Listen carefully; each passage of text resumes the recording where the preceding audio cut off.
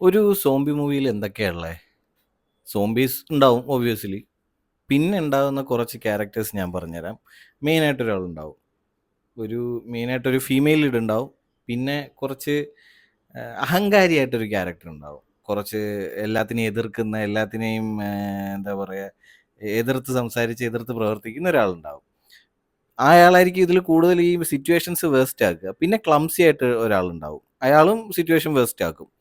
അപ്പോൾ പിന്നെ സ്വാർത്ഥനായ ഒരാളുണ്ടാവും. അങ്ങനെ ഇങ്ങനെ ഒരു ഒരു ഗ്രൂപ്പ് ഓഫ് ആൾക്കാരുടെ ഒരു ഗ്രൂപ്പ് ഓഫ് ആൾക്കാരായിരിക്കും ഈ സോംബി സർവൈവൽ അപ്പോക്കലിപ്സ് സർവൈവിന് വേണ്ടിയിട്ട് പോകുന്ന ആൾക്കാർ. ഇവരായിരിക്കും നമ്മൾ ലീഡ് ചെയ്യുന്ന, ഈ കഥയെ ലീഡ് ചെയ്യുന്ന ആൾക്കാർ. അപ്പോൾ ഇവരിൽ ഉണ്ടാകുന്ന കോൺഫ്ലിക്റ്റും ഇവരുണ്ടാക്കുന്ന കോൺഫ്ലിക്റ്റും ഒക്കെ ആയിട്ടാണ് കഥ മുന്നോട്ട്. ഒരു ടിപ്പിക്കൽ സോംബി മൂവീസിൻ്റെ സ്റ്റോറിയൊക്കെ ഇങ്ങനെയൊക്കെയാണ്. പക്ഷേ ഇതിൽ നിന്ന് മാറി നിൽക്കുന്ന സോംബി മൂവി എന്നൊക്കെ പറഞ്ഞു കഴിഞ്ഞാൽ, ഇപ്പോൾ വേൾഡ് വാർ സി ഇതിൽ നിന്ന് മാറി നിൽക്കുന്ന, ഈ ഒരു ടിപ്പിക്കൽ സ്റ്റോറിയിൽ നിന്ന് മാറി നിൽക്കുന്ന ഒരാളാണ്. ഒരു സിനിമയാണ്. അതുപോലെ തന്നെ on cut off the dead നല്ലൊരു സ്റ്റോറിയാണ്. അത് അത് ഈ പറയുന്ന പോലത്തുള്ള സാധനങ്ങളൊന്നും അതിനകത്തില്ല. അതൊരു എൻ്റയർലി ഡിഫറൻ്റ് ഒരു സാധനമാണ്. പക്ഷേ ഈ പടത്തിൽ ഇതെല്ലാം ഉണ്ട്.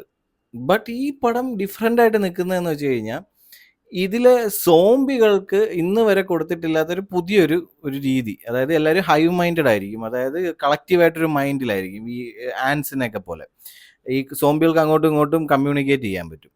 അപ്പോൾ ഇതിനകത്ത് ഈ ആൻസിന് ക്വീൻ ഉള്ള പോലെ, അല്ലെങ്കിൽ ഈ അതായത് മെയിനായിട്ടൊരു ക്വീൻ ഉള്ള പോലെ, അത് ബീസിന് ഒരു മെയിൻ ക്വീൻ ഉള്ള പോലെ, ഇതേപോലെ നമ്മുടെ ടെർമൈറ്റ്സ് ഇല്ലേ, അത് എന്താ പറയുക, ചെതലോ അങ്ങനെ എന്തോ, ടെർമൈറ്റ്സിനൊക്കെ ഇപ്പോൾ ക്വീൻ ഉള്ള പോലെ ഇതിനും മെയിനായിട്ടൊരു സാധനം ഉണ്ടാവും. അങ്ങനെ ഒരു കളക്റ്റീവ് മൈൻഡിൻ്റെ കളിയാണ് ഇതിൽ മുഴുവൻ. അപ്പോൾ ഇവരെന്ന് വെച്ച് കഴിഞ്ഞാൽ ഇവോൾവ് ആയിക്കൊണ്ടിരിക്കുക.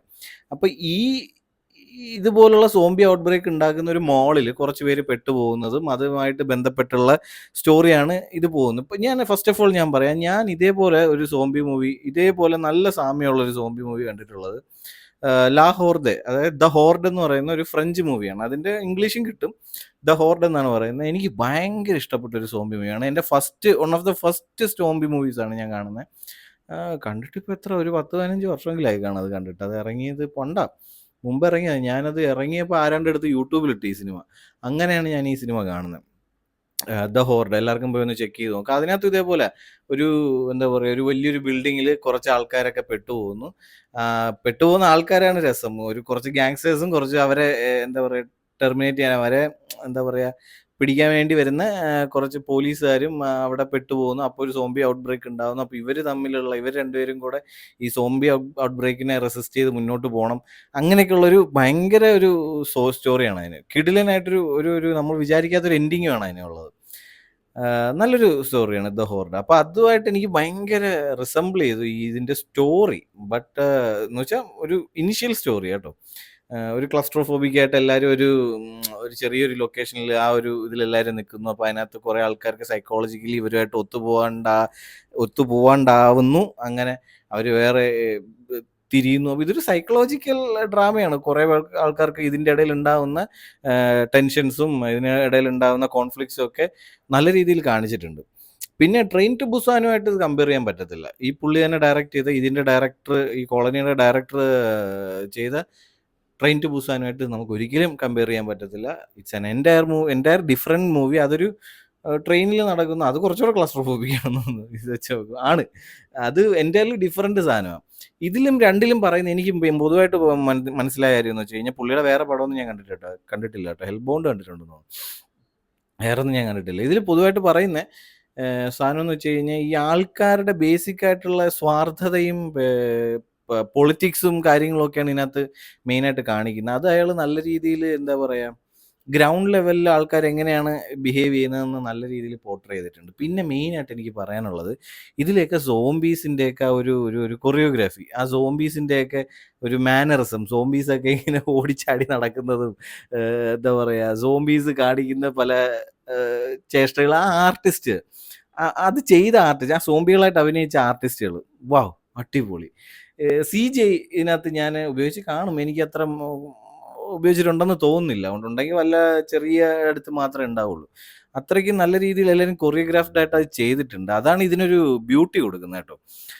ഏതൊരു പടവും ഇതേപോലെ ഇച്ചിരി ഒറിജിനലായിട്ട് ഇച്ചിരി CGI ഒന്നും അധികം കൂട്ടി കുഴയ്ക്കാണ്ട് ഇങ്ങനെ കുറെ കൂടെ പ്രാക്ടിക്കൽ എഫക്ട്സ് വെച്ച് തന്നെ ചെയ്ത് കഴിഞ്ഞാൽ നല്ല ഭംഗിയുണ്ടായിരിക്കും. അതിനൊരു എക്സാമ്പിളാണ് ഈ പടം. ഇത് ശരിക്കും പറഞ്ഞു കഴിഞ്ഞാൽ ഒരു എന്താ ഒരു സോംബി മൂവിയെക്കാളും ഒരു സിറ്റുവേഷനെ മനുഷ്യന്മാരെങ്ങനെയായിരിക്കും, ഒരു ആൾക്കാരെങ്ങനെയായിരിക്കും ഒരു കലാമിറ്റിയോ അല്ലെങ്കിൽ ഒരു ട്രാജഡിയെ ഗ്രൂപ്പ് ഓഫ് ആൾക്കാർ എങ്ങനെയൊക്കെ ആയിരിക്കും നോക്കി കാണുന്നതെന്നുള്ള ഒരു ഒരു ഒരു അവതരണമാണ് ഈ സിനിമയിലൂടെ ഈ ഡയറക്ടർ പ്രതീക്ഷിച്ചിരിക്കുന്നതെന്ന് എനിക്ക് തോന്നുന്നത്. അങ്ങനെയാണല്ലോ നമ്മൾ ട്രെയിൻ ടു ബുസാനും വന്നിരിക്കുന്നത്. പിന്നെ മെയിനായിട്ടുള്ള വേറൊരു കാര്യം എന്ന് വെച്ച് കഴിഞ്ഞാൽ, ട്രെയിൻ ടു ബുസാനിൽ ലാസ്റ്റ് ആ പുള്ളിക്കാരൻ മരിക്കുന്നതും നമുക്ക് ആ കൊച്ചിനെ വിട്ടിട്ട് പോകുന്നതും ഒക്കെ നമുക്ക് ഇമോഷണലി ഭയങ്കര അറ്റാച്ച്ഡ് ആവും. നമ്മൾ ഭയങ്കര ലാസ്റ്റൊക്കെ ഇരുന്ന് കരഞ്ഞ് മെഴുകും.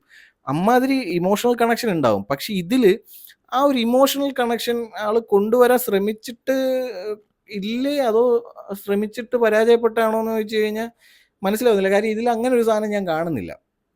മേ ബി ഇയാൾ സ്റ്റിക്ക് ടു എന്താ പറയുക, ആ സ്റ്റോറിയിൽ അങ്ങ് നിൽക്കുകയാണ്. ഇപ്പോൾ ഫസ്റ്റ് തന്നെ ഇതേപോലെ ഒരു ക്യാരക്ടറിനെ വന്ന് അയാൾ മരിച്ചു പോയി അങ്ങനെയൊക്കെ കാണിക്കുമ്പോൾ നമുക്ക് വലിയ സംഭവം തോന്നത്തില്ല.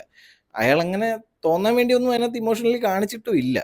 അതൊരു സട്ടിലായിട്ട് അങ്ങ് പോവാണ്. ആ ഒരു സാധനം ഞാൻ നോട്ടീസ് ചെയ്തു. അയാൾ ഇമോഷണലി ആ സാധനത്തിൽ ചെയ്ത പോലെ തന്നെ ഇതിലും ചെയ്തില്ല. ഒരു ക്ലീഷെ ബ്രേക്ക് ചെയ്യുന്ന പോലെ ചെയ്തതായിരിക്കും. ആ ക്ലീഷെ ആവണ്ട, അതങ്ങനെ ക്ലീഷെ ആക്കണ്ടെന്ന് ചെയ്തതായിരിക്കാം, കരുതി ചെയ്തതായിരിക്കും. നല്ലൊരു കാര്യമായിട്ട് എനിക്ക് തോന്നിയത്. അത് അതേപോലെ തന്നെ ഇതിലും വന്നിട്ടുണ്ടെങ്കിൽ മോശമായി പോയാനെ. മോശമാണെന്നല്ല, നല്ലപോലെ ചെയ്യാനൊക്കെ പറ്റും. പക്ഷേ ഒരിടത്ത് നമ്മൾ കണ്ടു, പിന്നെ അത് വർക്കാവണമെന്നില്ലല്ലോ. അപ്പോൾ എല്ലാവരും അത് തന്നെ കുത്തി നോക്കിക്കൊണ്ടിരിക്കുമായിരിക്കും. അതുകൊണ്ടായിരിക്കും അയാളത് ചെയ്യാതിരുന്നത്. പക്ഷേ ഓവറോൾ സ്റ്റോറി എന്ന് പറയുന്നത്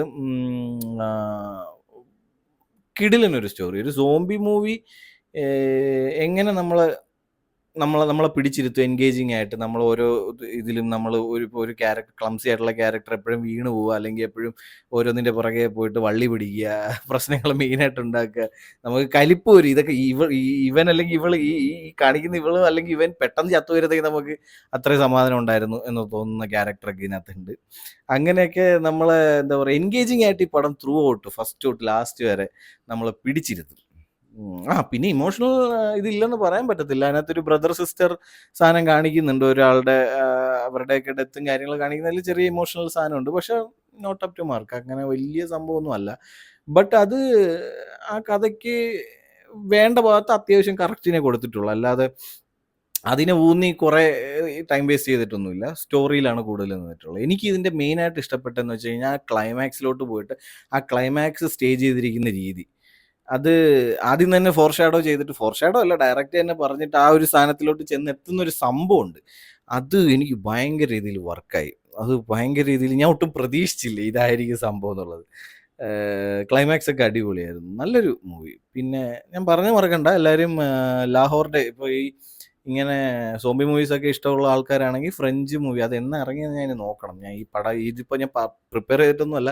ഇപ്പോൾ ഈ സിനിമ കണ്ടതിൻ്റെ പുറകെ ഞാൻ ഈ വീഡിയോ ചെയ്തപ്പോൾ എനിക്ക് ഓർമ്മ വന്നത് ആ മൂവിയാണ്, ലാഹോർ ഡേ, ദ ഹോർഡ് എന്ന് പറയുന്ന ഒരു പടമുണ്ട്. അതിനകത്ത് ലാസ്റ്റൊക്കെ ഒരു സീനുണ്ട് ഈ ലാഹോർ ഡേയിൽ, ദ ഹോർഡിൽ. മെയിനായിട്ട് അതിനകത്തൊരു ക്യാരക്ടറുണ്ട്. പുള്ളി ഗൺ ഫൈറ്റൊക്കെ ചെയ്ത് കഴിഞ്ഞ് ഗണ്ണിലെ ബുള്ളറ്റ്സ് ഒക്കെ തീരുന്ന പോർഷനിലൊക്കെ ആകുമ്പോൾ ഈ മഷേറ്റി എടുത്തിട്ട്, വാളെടുത്തിട്ട് ഈ സോംബി ഹോർഡിന്റെ ഇടയിലോട്ട്, ഈ കൂട്ടത്തിന്റെ ഇടയിലോട്ട് ഒരു റൺ ചെയ്യുന്നൊരു സീനൊക്കെ ഉണ്ട്. ആ റണ്ണിങ് ഷോട്ടൊക്കെ എടുത്തിരിക്കുന്നത് പക്ക സിനിമാറ്റിക്കലി അത് സൂപ്പർ സാധനമായിരുന്നു. നിങ്ങൾ കണ്ടു നോക്ക്, നിങ്ങൾ ദ ഹോർഡ് കണ്ടു നോക്ക്. കണ്ടിട്ടുള്ളവരാണെങ്കിൽ അതിനെപ്പറ്റിയൊക്കെ കമന്റ് ഇടുക. പിന്നെ നല്ല നല്ല സോംബി മൂവീസ് ഒക്കെ ഉണ്ടെങ്കിൽ ഒന്ന് റെക്കമെൻഡ് ചെയ്യുക. കാര്യം എനിക്ക് എപ്പോഴും ഇഷ്ടമാണ് ഈ സോംബി ആക്ഷൻ മൂവീസ് എന്നൊക്കെ പറയുന്നത്. അപ്പോൾ അത്രേ ഉള്ളൂ. നല്ലൊരു മൂവിയായിരുന്നു. That's it. ബൈ.